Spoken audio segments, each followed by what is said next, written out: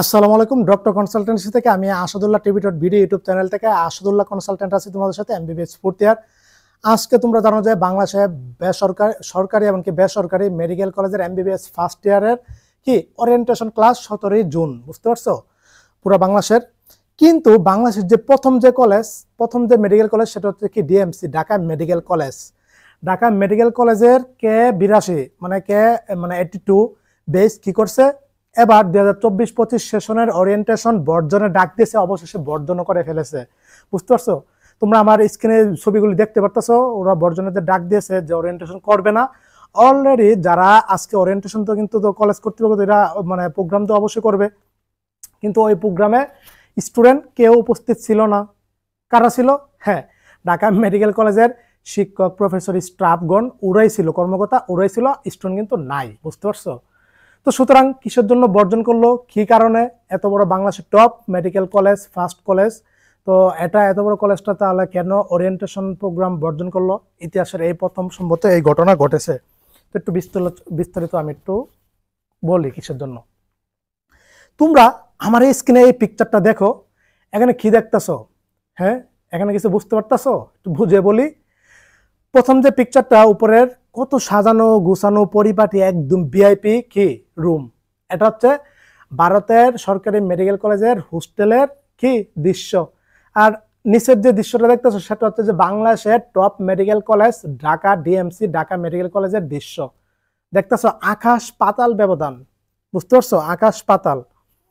দেখো কিসের জন্য ওরিয়েন্টেশন বর্জন করলো, ওরা কি চাচ্ছে? তোমাদেরকে স্যালুট, অভিনন্দন বর্জন করার জন্য। মেডিকেল নামক একটা সেক্টরে, সেখানে ঢাকা মেডিকেল কলেজের হোস্টেল মানে হলের আবাসিক বসবাসের স্থানটা, আবাসিক রুমগুলি এতই মানে ঝুঁকিপূর্ণ যেটা বলার ভাষা নাই, বুঝতে পারছো। এটা থাকার পরিবেশ, এখানে পড়ার পরিবেশ, ডাক্তার হওয়ার পরিবেশ, এটা ছাদ ভেঙে যাওয়ার অবস্থা, ছাদ থেকে কি মানে ধুলাবালি পড়তেছে, সিমেন্ট পড়তেছে, ইট পাটকেল পড়তেছে, বাঙ্গা ফাটাল অবস্থা, এমনকি একদম অস্বাস্থ্যকর পরিবেশ। মেডিকেল নামক একটা স্থানে এরকম ভাবে ওরা দেশের টপ মেডিকেল কলেজের যদি হোস্টেলের আবাসিক অবস্থা যদি এরকম হয়ে থাকে, তাহলে ওরা মানে ওদেরকে জীবনের মূল্য নাই? যে কোনো সময় যে কোনো দুর্ঘটনা ঘটতে পারে। এরকম অস্বাস্থ্যকর পরিবেশে ডাক্তারি পড়া কি কোনোভাবে যায় এরকম মেডিকেল নামক একটা কঠিন সেক্টরে? ভারত থেকে শিক্ষা গ্রহণ করা উচিত। ভারতের সরকারি মেডিকেল কলেজের হোস্টেলগুলি দেখুন কত ভিআইপি, কত সুন্দর মনোরম, পড়ার মতো পরিবেশ। এখানে ডিপ্রেশন তো কোনো স্থানেই পাবে না এই পরিবেশে। আর সেখানে ঢাকা মেডিকেল কলেজের এই বেহাল অবস্থা, স্বাস্থ্যক্ষেত্রে নাই কোনো উন্নতি। কাদের জন্য?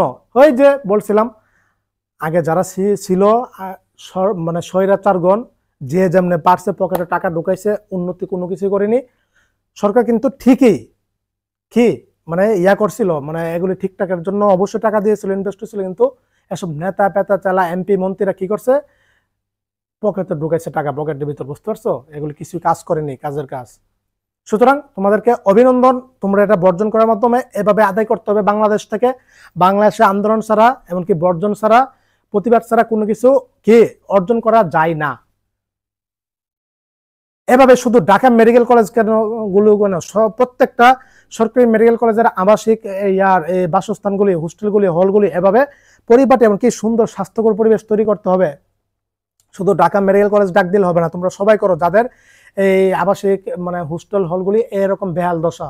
তোমরা দেখো যে বর্তমানে ফেসবুকে এই পিকটা ভাইরাল, বুঝতে পারছো। এটা হচ্ছে রংপুর মেডিকেল কলেজের অডিটোরিয়ামের পিকচার। দেখো কি সুন্দর ভিআইপি, মানে কি জাঁকজমক। কিন্তু তোমরা এই পিকচারটা দেখো, রংপুর মেডিকেল কলেজের হোস্টেলের অবস্থা দেখো, ছাদ ভাঙ্গা পড়ার মতো দশা, ছাদের ফাটল, এমনকি এবারে রং টং সিমেন্ট টিমেন্ট পড়তেছে, এই সে অবস্থা, বুঝতে পারছো। একাডেমিক এক জিনিস, মানে একই অবস্থা, আবার এক অবস্থা বলছে মানে হলগুলি হচ্ছে অন্য অবস্থা, হোস্টেলগুলি হচ্ছে অন্য অবস্থা। সুতরাং বাংলাদেশের সবগুলি সরকারি বেসরকারি মেডিকেল কলেজের হোস্টেলগুলি থাকার নিরাপত্তা, আগে নিরাপত্তা দিতে হবে, এমনকি সিকিউরিটি দিতে হবে, এমনকি সর্বাত্মক পরিমাণ স্বাস্থ্যকর পরিবেশ তৈরি করতে হবে, পড়ার পরিবেশ তৈরি করতে হবে। এটা হচ্ছে কি সকল মেডিকেল স্টুডেন্টদের, ছাত্রছাত্রীদের একমাত্র দাবি হচ্ছে বর্তমানে এটা।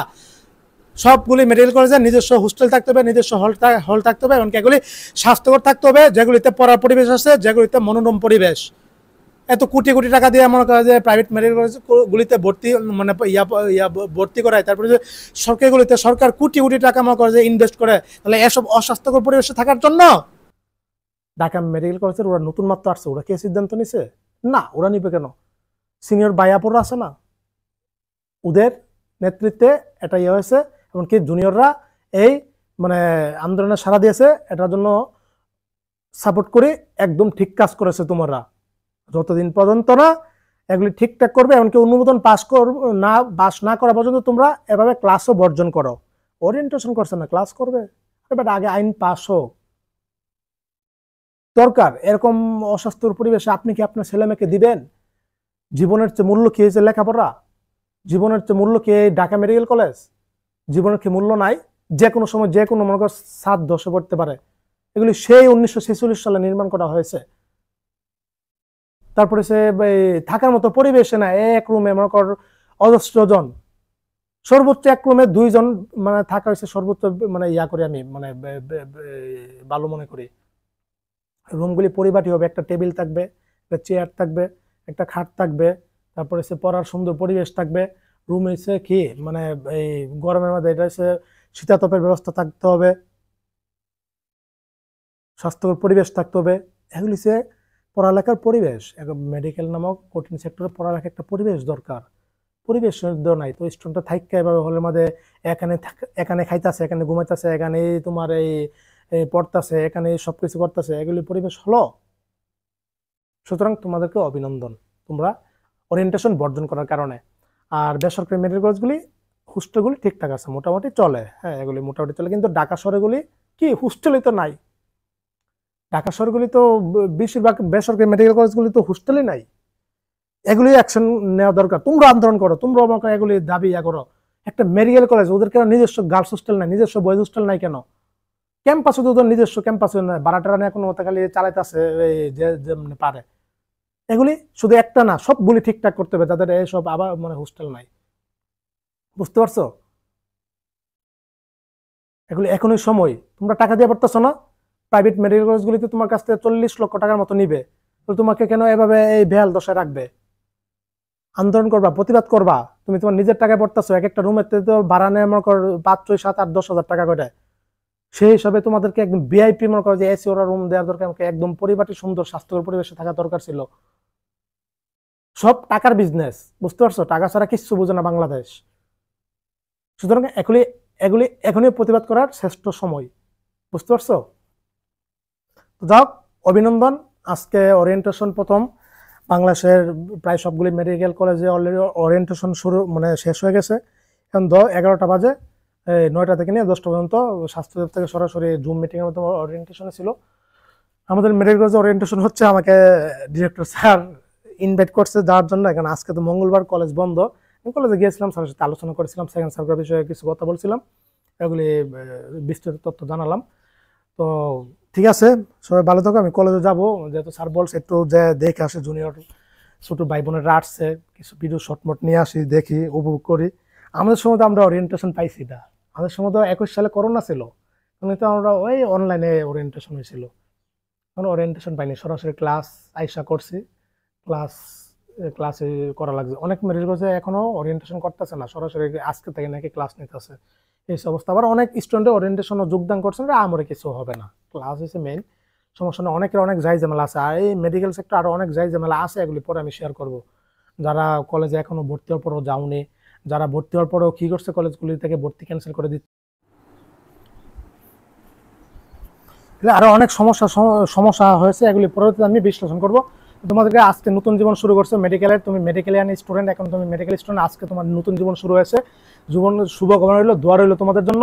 কোনো সমস্যা নাই, আমি আসছি ইনশাল্লাহ তোমাদের সাথে, ডাক্তার হওয়ার পর্যন্ত আমাকে ইনশাল্লাহ পাশে পাবা, সব ধরনের হেল্প করবো ইনশাল্লাহ, কোনো সমস্যা নাই। অলরেডি আমার মেসেঞ্জার গ্রুপে কি 250 জন যুক্ত হয়ে গেছে, মেসেঞ্জার গ্রুপে 250 জন থাকা যায়, অলরেডি একদিনে 250 জন হয়ে গেছে। আর দ্বিতীয় মেসেঞ্জার গ্রুপ খুলবো আমরা, সেখানে মানে ওইটাতে পরবর্তী যারা হতে চাও অ্যাড করবো, সেখানে আমরা ফ্রিতে তোমার ডাক্তার হওয়া পর্যন্ত তোমাদেরকে সব ধরনের হেল্প, লেখাপড়ার বিষয়ে সাহায্য করবো।